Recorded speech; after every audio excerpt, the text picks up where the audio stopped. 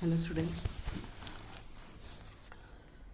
In lesson 5th, we are looking towards the solved examples. And yesterday we seen this solved example, and it is related to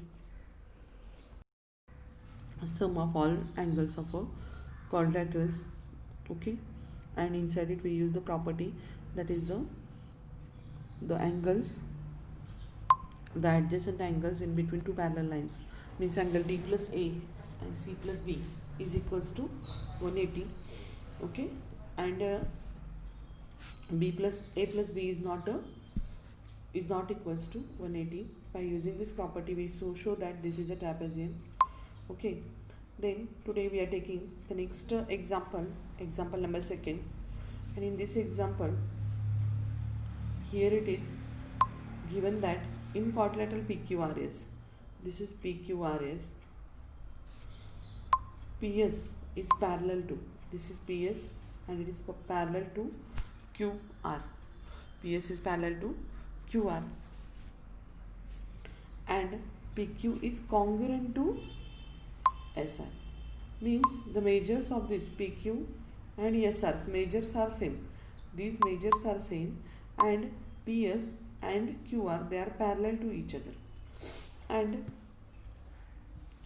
here given information that QR is greater than the measure of QR. If you see in the figure, QR is greater than PS. Okay, if only this information is given to us, figure is not provided to us, then by using this information we have to draw the figure, okay, at first, and then we have to solve the example. After this we have to prove that PQR, this angle, and SRQ, means this angle, are congruent to each other. Okay, so first of all it is proof, that's why we will write it's given. So what is the given here? In quadrilateral PQRS, side PS is parallel to side QR. Side PS is parallel to side QR. Side PQ is congruent to SR. Okay, and QR is greater than PS. Till that we have to write in the given part of our example. Next, what we have to prove, that is angle PQR is congruent to angle SRQ.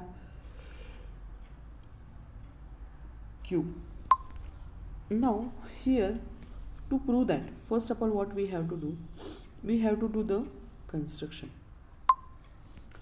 We have to draw here a segment PQ. Draw the segment parallel to PQ, we have to draw the segment which is parallel to PQ. Okay, so how much is the measure of PQ? That much is the measure of ST, and that much is the measure of SR. Okay, because as you know that PQ is congruent to SR and PQ is congruent to ST.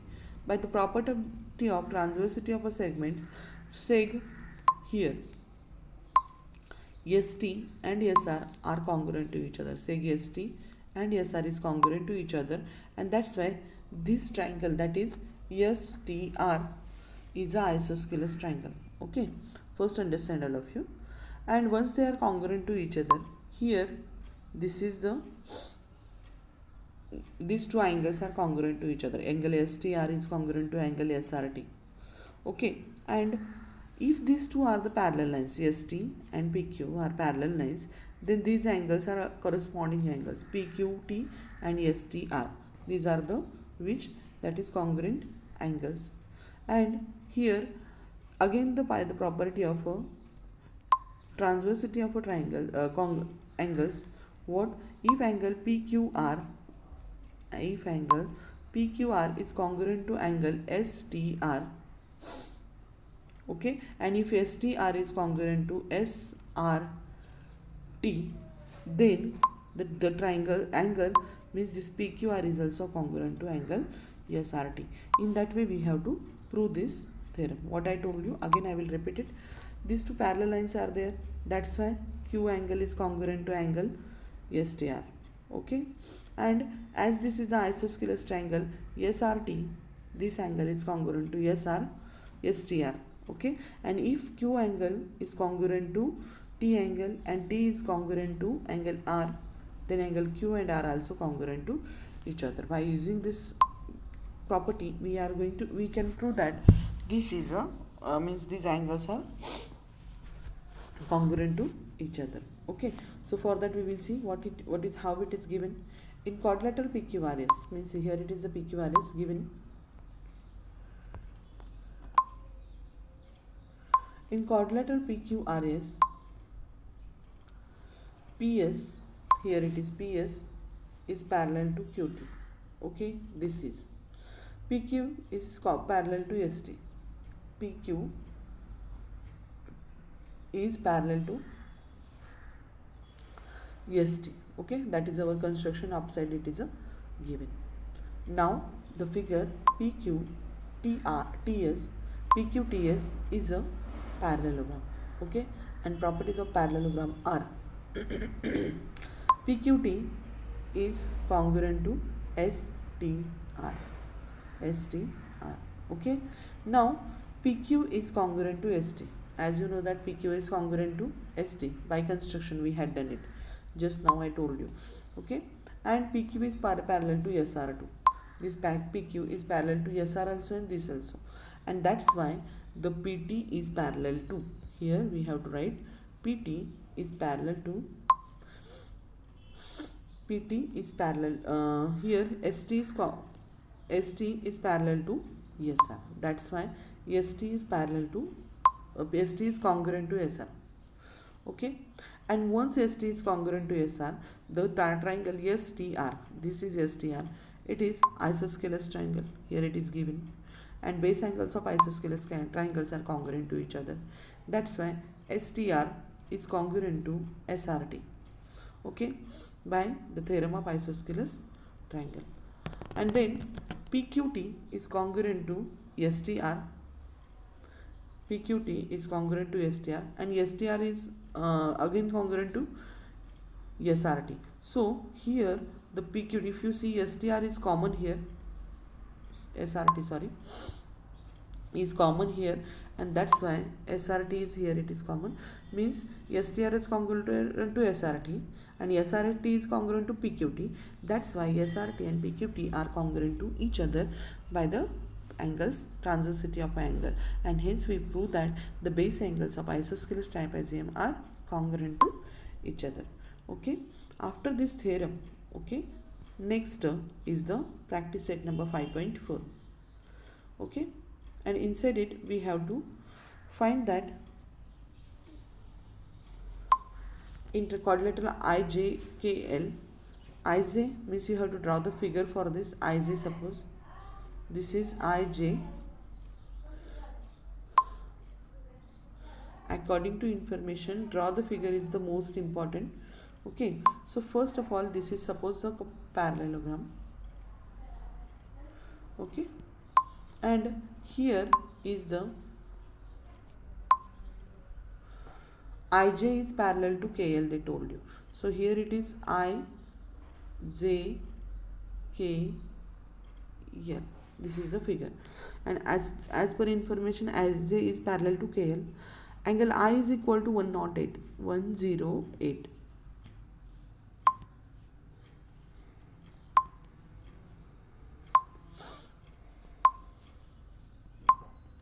Its measure is 108. K is equal to 53. And what are the measures of J and L?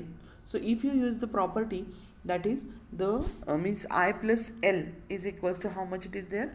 180, because angle I plus angle L is equals to angle L is equals to 180, and then 108 is the measure of I plus angle C is equals to 180, and if you subtract 108 from angle 180 minus 108, you will get the measure of angle, which that is the L.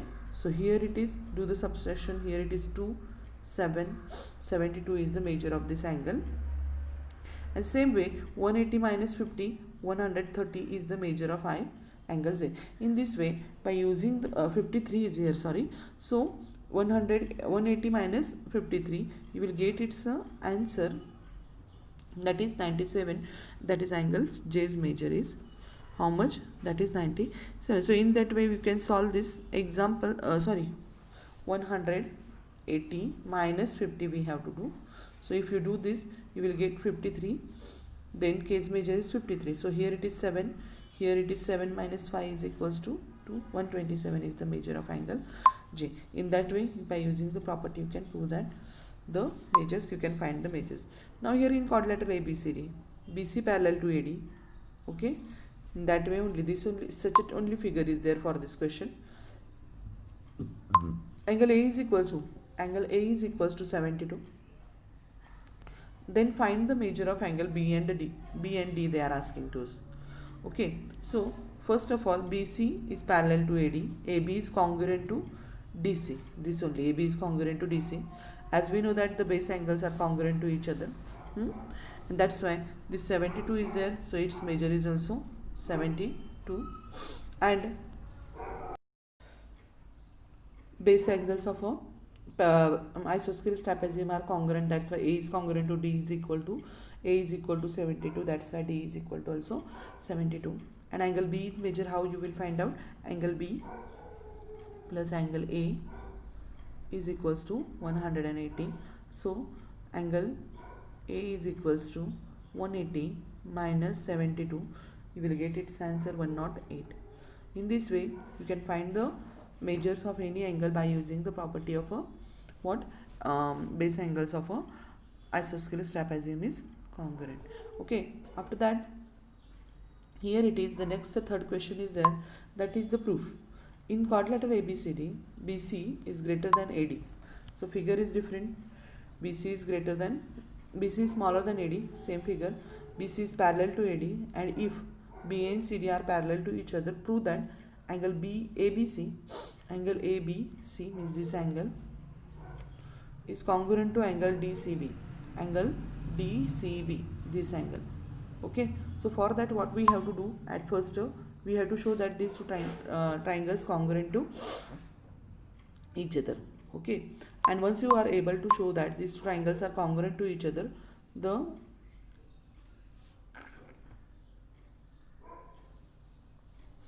angle ABC and angle, we have to show that this angle ABC, this angle ABC is congruent to angle DCB.